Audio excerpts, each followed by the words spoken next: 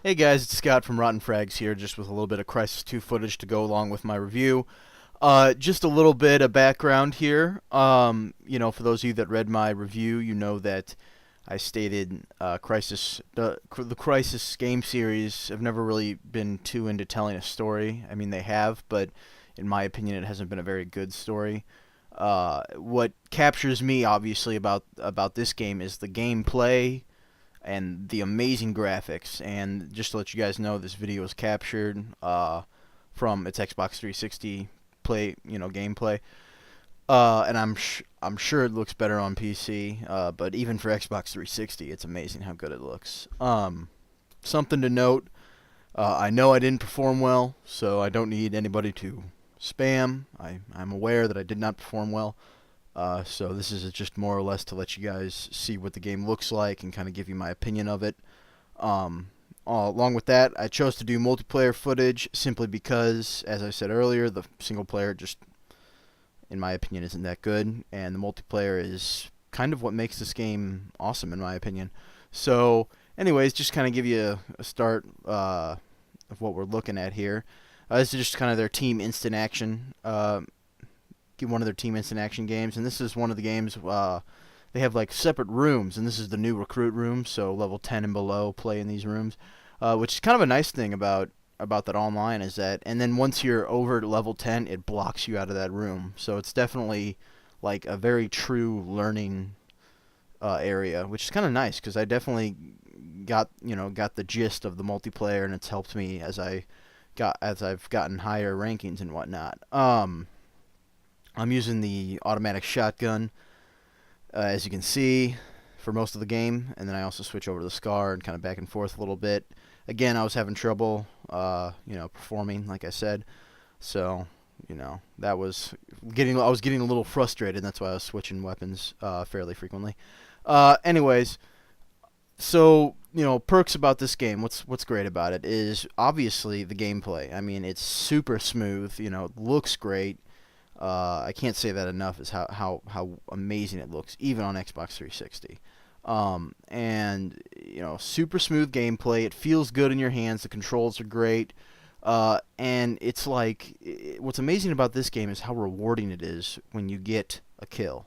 I mean, it really is just amazing how rewarding a kill can be. And you'll see in this video a couple times when I get headshots, when headshots hit me, that they do that little stop that little animation to go along with it, and it's like the bullet follows the bullet but stops right before it actually hits you, and then they show the impact and your death and everything. I think that's pretty cool. But other than that, kind of a background. Crysis 1 came out in 2007. It was a PC shooter, kind of considered the benchmark of PC performance. I've played Crysis 1, both multiplayer and the single player. Again, my same report, just with this one, the single player, just not a good story. I don't know what it is, but something about it just did not grab me. I couldn't get excited about it. It's just really, it was kind of a letdown, to be honest. It really was a letdown, but I can say wholeheartedly that the multiplayer has more than made up for the shortcomings of the single player. And I really do mean that. And rarely, well, in a lot of cases that does happen, I feel like. But in this case, like, I truly mean that, And it's amazing how much different the quality is, in my opinion, at least. And then something else you might notice is, like, kind of the detail of this map. I mean, again, like I was saying, it looks great. But also, there's a map that I haven't gotten any footage of, but there's this one map where it's like a penthouse suite, and the building is kind of like collapsing as you play throughout the entire through the entire game. And it's really cool because like the ground is shaking, the pipes are breaking, there's water everywhere because the pipes are broken. It's really probably one of the coolest multiplayer maps I've ever been on. I'll try to get some footage for you guys of that when I play it next. Other than that, though, into the gameplay here, you see kind of a basic shooter gameplay.